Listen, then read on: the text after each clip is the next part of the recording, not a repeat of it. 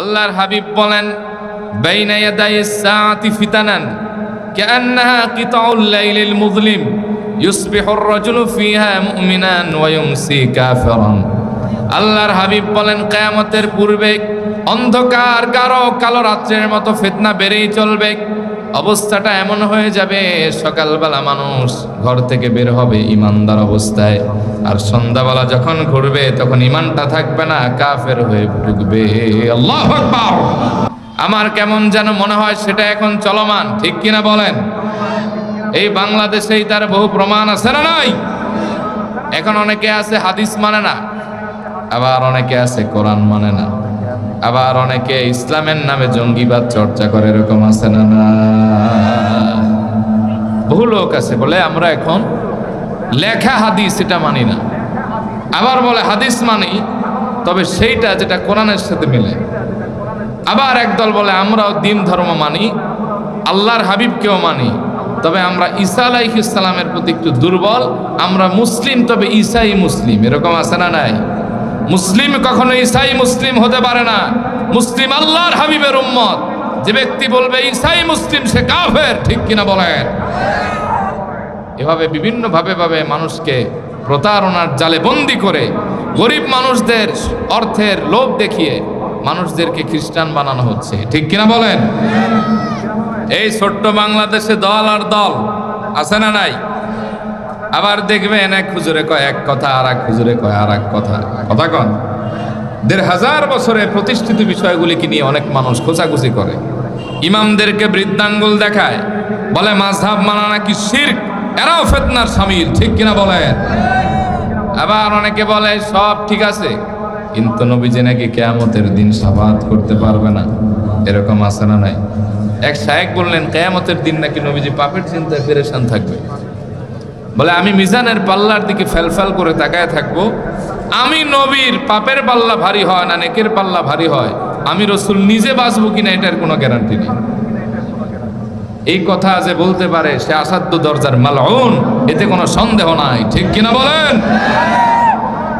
আবার দেখবেন ফিতনা কি, লেখা নাই পড়া নাই ঠনঠনাটন, কোনো সার্টিফিকেট নাই, আছে একখানা মোবাইল আর আছে একটা মাইক্রোফোন, সেও শায়েখ সেজে যায়, ভাইরাল টপিকে কয়েকদিন কথা কওয়ার পরে তার ডেট নিতে গেলে লাগে ৮০,০০০, ১,০০,০০০।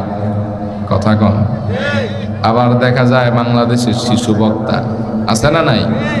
তেন বালেগি হয় না তো সে ওয়াজ করবে কি? কথা কন। আবার বাংলাদেশে আছে ২২ ইঞ্চি বক্তা আছে না নাই? ৩৬ ইঞ্চি বক্তা যারা কোলে করে আনা লাগে স্টেজে। এই সার্কাস দেখতে মানুষ যায়, এগুলো যদি বন্ধ না হয় এ জাতির কপালে দুর্ভোগ আছে, ঠিক কিনা বলেন? আল্লাহর হাবিব বলেন, বাইনা ইয়াদাইস সাআতি ফিতানান কাআন্নাহা কিতাউল লাইলিল মুযলিম ইউসবিহুর রাজুলু ফিহা মুমিনান ওয়া ইউমসি কাফিরান।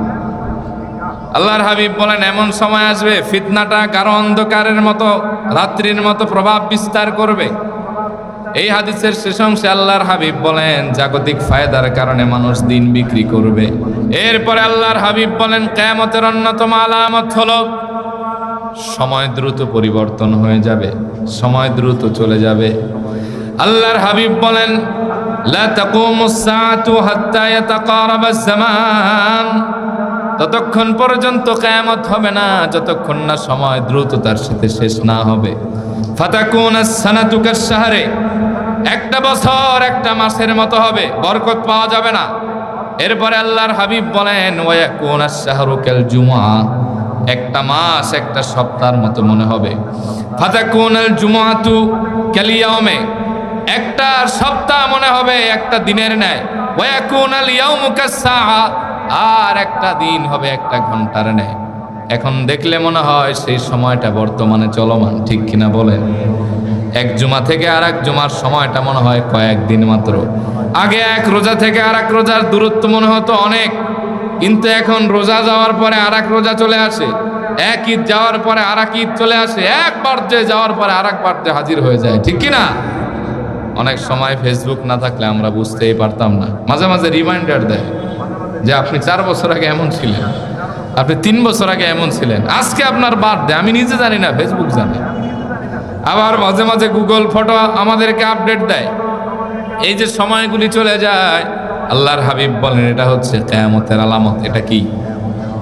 এরপরে আল্লাহর হাবিব বলেন কিয়ামতের অন্যতম আলামত হলো মসজিদ চাকচিক্যময় হবে কিন্তু হেদায়েত শূন্য হয়ে যাবে। ঠিক কিনা বলেন? জোরে বলেন। আল্লাহর হাবিব বলেন মাসাজিদুহুম আমারাতুন ওয়া হিয়া খারাবুম মিনাল হুদা।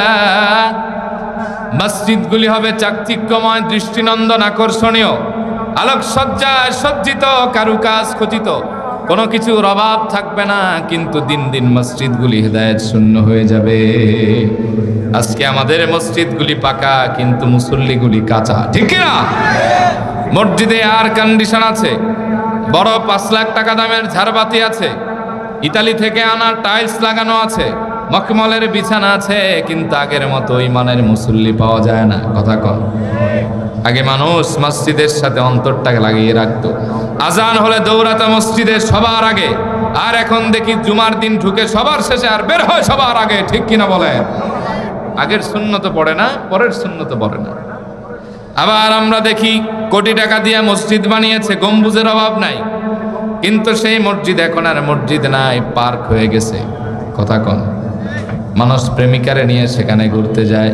আল্লাহর হাবিব যা বলেছেন তার সত্য বিন্দুমাত্র মিথ্যা তার ভিতরে নাই। ঠিক কিনা? এরপরে আল্লাহর হাবিব বলেন কিয়ামতের আগে মসজিদ তো মানুষ বানানোর প্রতিযোগিতা করবে কিন্তু মসজিদ আবাদ করবে না।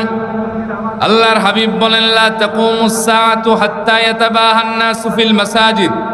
ততক্ষণ পর্যন্ত কিয়ামত হবে না যতক্ষণ না মানুষ মসজিদ নিয়ে গর্ব না করবে, অহংকার না করবে, যতক্ষণ না মানুষ মসজিদ নিয়ে গৌরবে না মেতে উঠবে, ততক্ষণ কিয়ামত হবে না। কার কথা? আল্লাহর হাবিবের কথা। ঠিক কিনা বলেন? আল্লাহর হাবিব বলেন লা তাকুমুস সাআতু হাত্তা ইয়াতাবাহান নাসু ফিল মাসাজিদ। ততক্ষণ পর্যন্ত কিয়ামত হবে না যতক্ষণ না মানুষ মসজিদ নিয়ে গর্ব না করবে। আমরা দেখি মসজিদ নিয়ে গর্ব অহংকার করে, পাড়ায় পাড়ায় মসজিদের অভাব নাই কিন্তু মুসল্লির অভাব আছে। ঠিক কিনা বলেন? হাওলাদার বাড়ির মসজিদ, মোল্লা বাড়ির মসজিদ, খান বাড়ির মসজিদ, মৌলভী বাড়ির মসজিদ। আগে মসজিদ ছিল এলাকায় একটা, এখন হয়েছে আধা কিলোমিটারে 6টা। ফজরে মুসল্লি নাই, জোহরে মুসল্লি নাই, মাগরিবে নাই, আছে ইমাম আর মুয়াজ্জিন। কথা কন। আল্লাহর হাবিবের প্রিয় সাহাবী সাইয়েদনা আনাস বলেন ইয়াতাবাহাউনা বিহা সুম্মা লা ইয়ামরুনাহা ইল্লা কলিলা। মসজিদ নিয়ে তো অহংকার করবে কিন্তু মসজিদ আবাদের লোক থাকবে না।